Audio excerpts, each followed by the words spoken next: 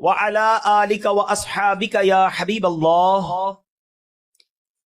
الصلاة والسلام عليك يا نبي الله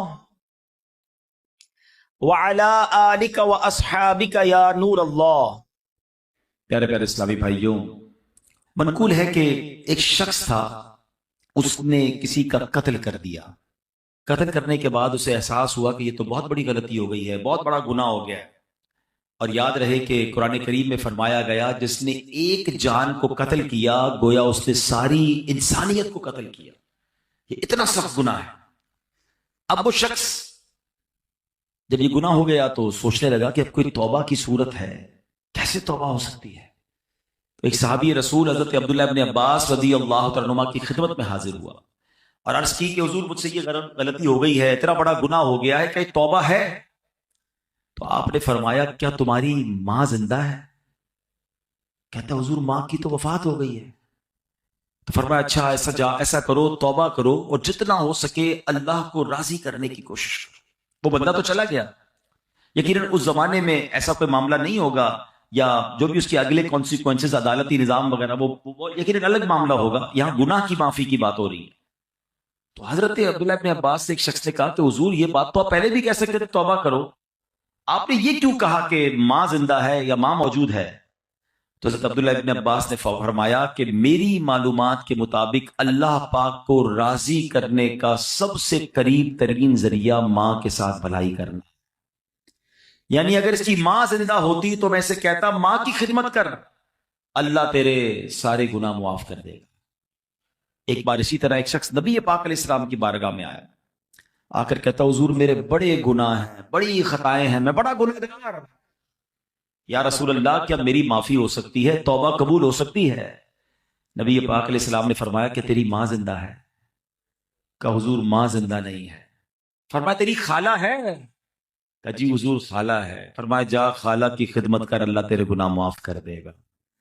یعنی ماں کا مرتبہ تو اپنی جگہ، ماں باپ کے رشتہ دار بھی برکت والے ہو جاتے ہیں کیونکہ ان کا رشتہ ماں سے ہے نا۔ اب یہاں اگر بات سیکھنے کو کیا مل رہی ہے کہ گناہ کی معافی چاہیے، اللہ کی رضا چاہیے، جنت کا راستہ چاہیے، تو یہ ماں باپ کے قدموں سے ملتا ہے، یہ ماں باپ کی دعاؤں سے ملتا ہے، یہ ماں باپ کی رضا سے ملتا ہے۔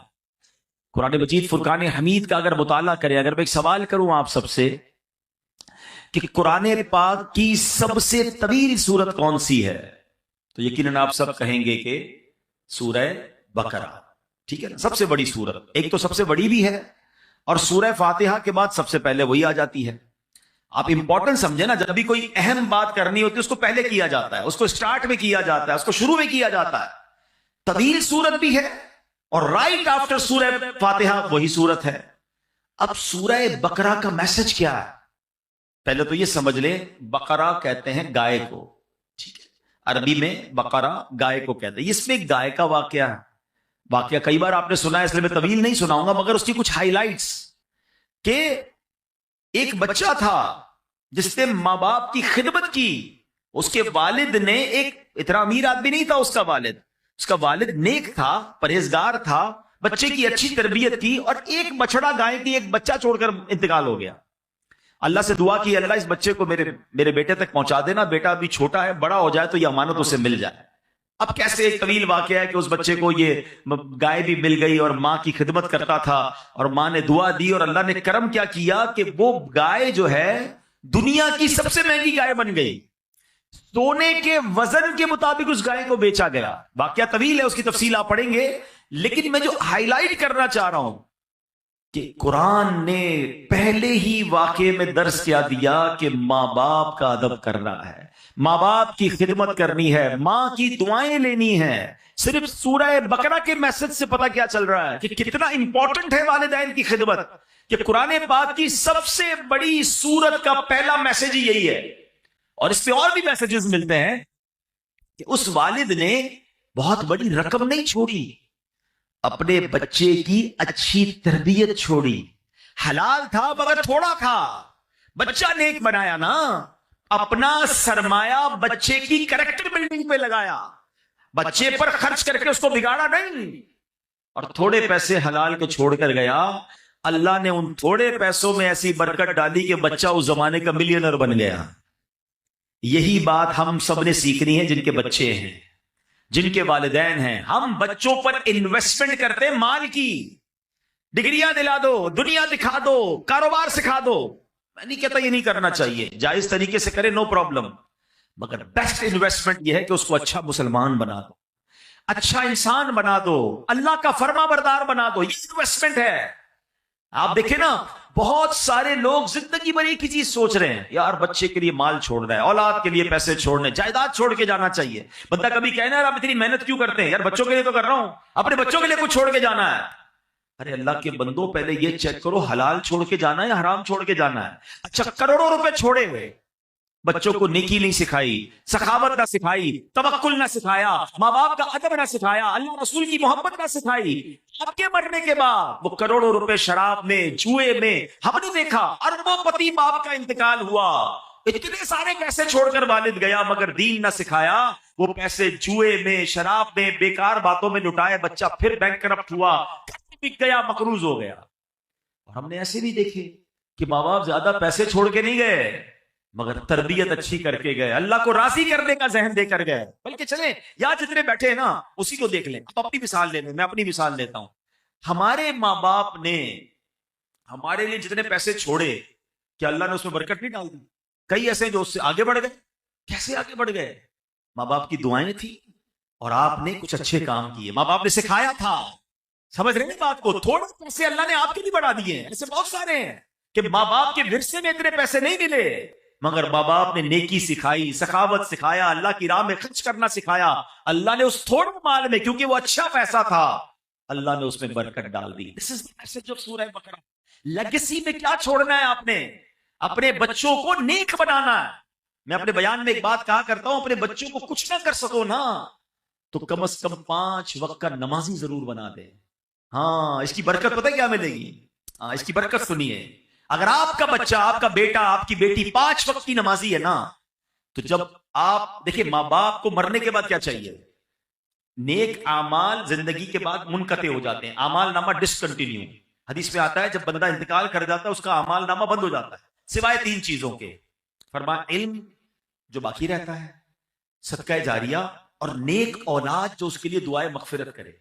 اب میری اولاد میرے لیے دعا کرے گی کہ نہیں مجھے پتا نہیں، اب اتنی بیزی ہو گئی ہے نیو جنریشن. لیکن اگر میں نماز ہی بنا گیا اس کو، ہر نماز میں اتحیات میں جب وہ بیٹھے گا، میرا بیٹا ہے یا میری بیٹی ہے، اسٹیٹس دیکھیں، وضو میں ہوگا، قبلہ رو ہوگا، نماز میں ہوگا، اور اللہ سے کہے گا ربنا اغفر لی ولوالدی وللمؤمنین یوم یقوم الحساب. فجر پڑھے گا تو مجھے تحفہ ملے گا، ظہر پڑھے گا تو مجھے تحفہ ملے گا، بلکہ ہر وہ رکعت جس پہ قاعدہ آخرہ کرے گا میری اولاد مجھے دعا دے رہی ہے. اور اولاد کی دعا کبھی کبھی کیسے مقبول ہوتی ہے. حضرت عیسیٰ علیہ نبینا علیہ السلام ایک بار کسی قبر کے پاس سے گزرے، دیکھا قبر پر عذاب ہو رہا ہے. اللہ کے نبی تھے نا، اللہ نے ایسی نگاہیں دی تھی، قبر کے اندر کے احوال جان لیے. تھوڑے عرصے کے بعد آئے، دیکھا قبر میں انوار و تجلیات کی بارش ہے. اے اللہ یہ معاملہ کیسے؟ یہ بندہ ایسے نورانی قبر میں کیسے ہو گیا؟ کچھ دنوں پہلے تو عذاب ہو رہا تھا. ارشاد ہوا اے عیسیٰ جب یہ مرا تھا نا بڑا گناہگار تھا، اس پر اسی لیے عذاب ہو رہا تھا، مگر اپنی بیوی کو پریگننٹ چھوڑ کر، حاملہ چھوڑ کر مرا تھا.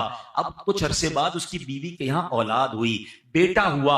اے عیسیٰ وہ بیٹا 5 سال کا ہو گیا. جب 5 سال کا ہوا تو مدرسے میں گیا، قاری صاحب نے کہا پڑھو بسم اللہ الرحمن الرحیم. بچے نے پڑھا بسم اللہ الرحمن الرحیم. اے عیسیٰ مجھے شرم آئی کہ جس باپ کا بیٹا زمین کے اوپر رحمان اور رحیم کہہ کے مجھے پکار رہا ہے، اس کے والد کو زمین کے اندر میں عذاب دوں. اس کے بیٹے کے بسم اللہ پڑھنے کی برکت سے میں نے باپ سے عذاب کو دور کر دیا.